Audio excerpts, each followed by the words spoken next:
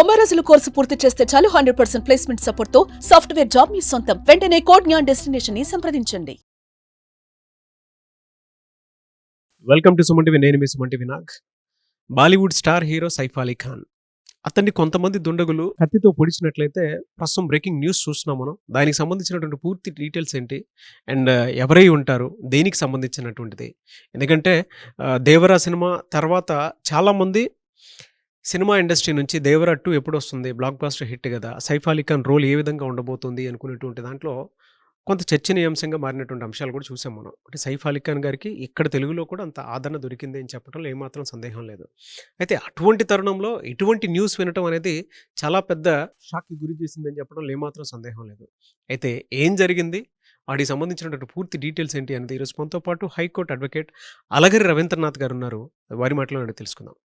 Hello sir. Hi అండి నాగరాజ్ గారు. Bollywood star Saif Ali Khan గారు వాళ్ళ కొంతమంది దుండగులు వచ్చి కత్తితో పొడిచారని చెప్పేసి ఎమర్జెన్సీలో ఉన్నారు అని చెప్పేసి తెలుస్తోంది మనకి. దీనికి సంబంధించినటువంటి పూర్తి వివరాలు ఏంటి సార్? ఆదిపురుష్ సినిమాలో రావణుడి పాత్రగా, దేవర సినిమాలో జూనియర్ ఎన్టీఆర్ యొక్క ఫ్రెండ్ భైరా పాత్రలో మనకు బాగా పరిచయం వ్యక్తి అంటే సైఫ్ అలీ ఖాన్. చాలామందికి తెలుగులో ఇప్పుడిప్పుడే 2 సినిమాలుగా పరిచయం ఉన్నప్పటికీ కూడా అతను 1990s నుంచి కూడా ఒక గొప్ప నటుడు, పద్మశ్రీ అవార్డు గ్రహీత కూడా. 2010లో ఆయనకి పద్మశ్రీ అవార్డు కూడా రావడం జరిగింది. అటువంటి సైఫ్ అలీ ఖాన్ ఈరోజు మార్నింగ్ 2:30 సమయంలో బాంద్రాలో, ముంబైలోని బాంద్రాలోని వెస్ట్ బాంద్రాలో ఆయన ఉన్న నివాసం ఫార్చ్యూన్ హైట్స్లో ఆయన మీద ఒక దుండగుడు అటాక్ చేశాడని, 11th ఫ్లోర్లో ఉన్న ఆయన హౌస్ మీద ఈయన నిద్రిస్తున్న సమయంలో, అంటే పడుకున్న సమయంలో కొంతమంది దుండగులు వచ్చారా, ఒకడు వచ్చాడని పోలీస్ ఇన్వెస్టిగేషన్ తేలవలసింది.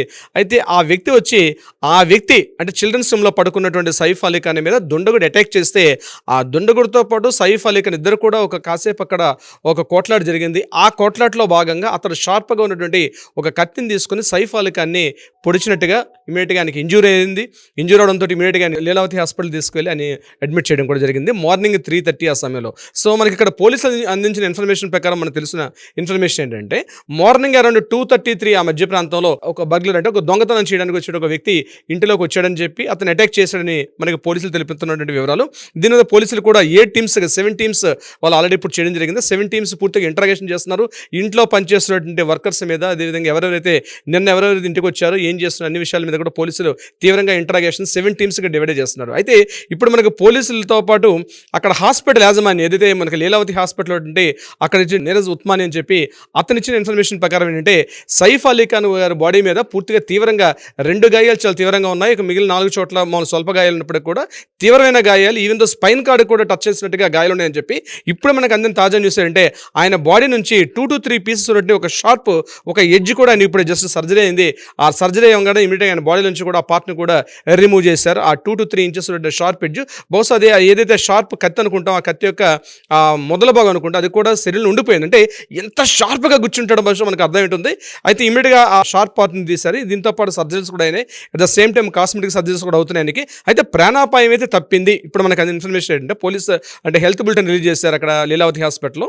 ఆ డాక్టర్స్ చెప్పిన ఇన్ఫర్మేషన్ ప్రకారం ఆయనకి ప్రాణాపాయ స్థితి నుంచి అయితే బయటపడ్డారు. బట్ స్టిల్ ఆయన మాత్రం సిచ్యువేషన్లో బాగాలేదు. అయితే ఇక్కడ సైఫ్ అలీ ఖాన్ గారి తాలూకా కొంత విషయం నేను మీకు వివరించే ప్రయత్నం చేస్తాను. ప్రధానంగా సైఫ్ అలీ ఖాన్ గారు చాలామంది తెలియని విషయం ఏంటంటే ఆయన ఒక రాజకుటుంబీకుడు, ఒక నవాబ్ వంశస్థుడు. ఆయన ఒక ప్యాలెస్ ఉంది, ఆయనకు సుమారుగా ఒక 11,000 కోట్ల ఆస్తిపరుడు సైఫ్ అలీ ఖాన్. చాలామందికి తెలియని విషయం చెప్తున్నాను. అంటే ఆయన పుట్టుకతోటే గోల్డెన్ స్పూన్, ఒక నవాబ్ వంశంలో ఒక రిచ్ పర్సన్ ఆయన పుట్టాడు. రిచ్ పర్సన్గా పుట్టి కూడా ఈ యొక్క రంగంలోకి రావడం జరిగింది, సినిమా రంగంలోకి. వాళ్ళ ఫాదర్ కూడా మన్సూర్ అలీ ఖాన్ పటోడ్ అని చెప్పి ఆయన కూడా ఒక క్రికెట్ ప్లేయర్. ఒకప్పుడు ఇండియన్ క్రికెట్కి ఆయన కూడా ఒక క్రికెట్ ప్లేయర్గా పనిచేస్తాడు. వాళ్ళకి హర్యానాలో పెద్ద ప్యాలెస్ కూడా ఉంది, పటోడీ ప్యాలెస్ అని చెప్పి సుమారుగా ఒక 100 ఎకరాల విస్తీర్ణంలో ఒక ప్యాలెస్ కూడా ఉంది. ఇప్పుడు మనం ఎలాగైతే మైసూర్ ప్యాలెస్ ఎలా చెప్తామో, హర్యానాలో కూడా పటోడీ ప్యాలెస్ అంటే అంత పెద్ద ఫేమస్. ఆ ప్యాలెస్కి ఈయన వారసుడు యాక్చువల్గా. So richest person Saif Ali Khan గారు. కొన్ని వేల కోట్ల ఆస్తి కూడా ఆయనకి స్వతహాగా ఆయన సంపాదించడం కాకుండా ఆయన పూర్వీకుల ఆస్తి కొన్ని 100 కోట్ల 1000 కోట్ల ఆస్తి ఉంది ఆయనకి. దీని మీద సంబంధించి సైఫ్ అలీ ఖాన్ గారికి. అయితే సైఫ్ అలీ ఖాన్ గారు యొక్క భార్య ఎవరంటే కరీనా కపూర్ గారు. చాలా మంది తెలియని విషయం, కరీనా కపూర్ గారు. ఈ సంఘటన జరిగిన సమయంలో కరీనా కపూర్ గారు కూడా అదే ఇంట్లో ఉన్నారు. తన 2 పిల్లలు, ఒకరు తైమూర్ అలీ ఖాన్ అని, మరి ఇంకొకడు జహాంగీర్ అని చెప్పి ఇద్దరు కూడా ఆ ఇంట్లో ఉన్నట్టుగా తెలిసింది. ఇమీడియట్గా కరీనా కపూర్ గారు కూడా ఒక ప్రెస్ నోట్ రిలీజ్ చేశారు. తను కూడా ప్రెస్ నోట్ రిలీజ్ చేసి ఈ యొక్క సంఘటన జరిగింది, తనకు గాయాలు జరిగింది, ఇమీడియట్గా మేము లీలావతి హాస్పిటల్లో జాయిన్ చేయడం జరిగింది. కాబట్టి మీడియాలో కూడా ఎక్కువగా రాంగ్ ఇన్ఫర్మేషన్స్ స్ప్రెడ్ చేయదని చెప్పి ఆవిడ రిక్వెస్ట్ చేసి ఒక ప్రెస్ నోట్ కూడా రిలీజ్ చేశారు కరీనా కపూర్ గారు కూడా. సో కరీనా కపూర్ గారికి సైఫ్ అలీ ఖాన్ గారికి మధ్య ఇటీవల కాలంలో కొన్ని విభేదాలు ఉన్నట్టుగా కొన్ని మీడియా కథలు, writer wrong I don't know, but ఏంటంటే కొన్ని వార్తా కథలు మాత్రం కంటిన్యూస్గా వస్తున్నాయి కరీనా కపూర్ గారికి at the same time Saif Ali Khan గారికి. ఎందుకంటే 2010లో వీళ్ళకి మ్యారేజ్ అయింది. మ్యారేజ్ అయినప్పటికీ కరీనా కపూర్ గారికి ఇతను ఫస్ట్ హస్బెండ్, కరీనా కపూర్ గారు ఫస్ట్ మ్యారేజ్, ఇతను ఫస్ట్ హస్బెండ్. కానీ అంతకుముందు ఈయనకి మ్యారేజ్ అయింది సైఫ్ అలీ ఖాన్ గారికి. అమృతా సింగ్ అని చెప్పి ఈయనకన్నా 14 సంవత్సరాల వయసు ఎక్కువ ఉన్నట్టు అమృతా సింగ్ తోటి ఈయనకి అప్పట్లో మ్యారేజ్ అయింది. మళ్ళీ వాళ్ళిద్దరు కూడా 2 పిల్లలు ఉన్నారు. సో ఆ పిల్లలు ఈ పిల్లలు కలిసి ఉన్నారు. ఆ తర్వాత డివోర్స్ అయిపోయింది. డివోర్స్ అయిన తర్వాత మళ్ళీ కరీనా కపూర్ గారిని మ్యారేజ్ చేసుకున్నారు. ఏదేమైనప్పుడు కూడా అమృతా సింగ్ గారితో మ్యారేజ్ అవ్వడం, కొన్ని ఆస్తి గొడవలు అప్పుడు కూడా ఉన్నాయంతో ఆ గొడవలు విభేదించిన తర్వాత మళ్ళీ 2010లో కరీనా కపూర్ గారిని మళ్ళీ ప్రేమించి రెండోసారి మ్యారేజ్ చేసుకున్నారు. ఈయన వీళ్ళకి 2 పిల్లలు ఉన్నారు. అయితే ఇక్కడ ప్రధానంగా దృష్టి పెట్టాల్సిందంటే సినిమాల పరంగా ఆయన చాలా బిజీగా ఉన్నారు. ఇటీవల మనకు వచ్చిన దేవర సినిమాలో కూడా సెకండ్ పార్ట్ కూడా ఆయన ప్రిపేర్ అవుతున్నారు. మీరు ఇంతగా చెప్పినట్టు ప్రోలో చెప్పినట్టుగా స్క్రిప్ట్ వర్క్ మీద కూడా కొంటున్నారు. సో ఇటువంటి సందర్భంలో ఇది కాకుండా మరొక 2 మూవీస్ ఉన్నాయి. ఇది కాకుండా నెట్ఫ్లిక్స్లో ఒక వెబ్ సిరీస్ కూడా ఈయన మీద రెడీగా ఉంది. సో ఈయన బిజీ షెడ్యూల్ ఉన్నప్పుడు కూడా కొంత ఆస్తి తగాదాలు ఉండొచ్చు అనే కోణంలో కూడా కొంతమంది పోలీసులు ఇంట్రాగేషన్ చేస్తున్నారు. ప్రధానంగా ఇంకోటి అంటే ఎవరైనా దొంగ అంటే అన్ఐడెంటిఫైడ్ పర్సన్, అపరిచితుడైన ఒక వ్యక్తి ఇంటిలోకి ధైర్యంగా వచ్చి ఇంటిలోకి ప్రవేశించి 11th ఫ్లోర్లో ఈయన ఉన్నటువంటి హౌస్ మీదకి రావడం అన్నది అంటే కింద సెక్యూరిటీ గార్డ్స్ ఉంటారు, సీసీ కెమెరాస్ ఉంటాయి. ఇంత ఫుటేజ్ ఉన్నప్పుడు కూడా ఒక అగంతకుడు ఎలా రాగలిగాడు అన్న విషయం మాత్రం ఇప్పుడు కూడా సస్పెక్ట్ చేయాల్సి వస్తుంది. ఎందుకంటే మామూలుగా చిన్న అపార్ట్మెంట్ పెట్టుకుంటే సీసీటీవీ ఫుటేజ్ ఉంటాయి. అటువంటిది ఆల్రెడీ ఒక మల్టీ స్టార్, ఇంతకుముందు మన సల్మాన్ ఖాన్ మీద కూడా ఒక 2-3 సార్లు అటాక్స్ జరిగింది ఇదే సందర్భంలో. అంటే ఇంకో కారణాలు అయ్యుండొచ్చు. కానీ సినిమా స్టార్స్ నేపథ్యంలో ఇటీవల కాలంలో దాడులు అయితే జరుగుతున్నాయి. అవి ఆస్తి తగాదాలు కావచ్చు, లేకపోతే ఇతరత్ర ఏ కారణమైనప్పటికీ కూడా అయితే ఇంత పకడ్బందీ వ్యవస్థ, ముఖ్యంగా వెస్ట్ బాంద్రా అనేది చాలా రిచెస్ట్ ఏరియా, చాలా కాస్ట్లీయెస్ట్ ఏరియా.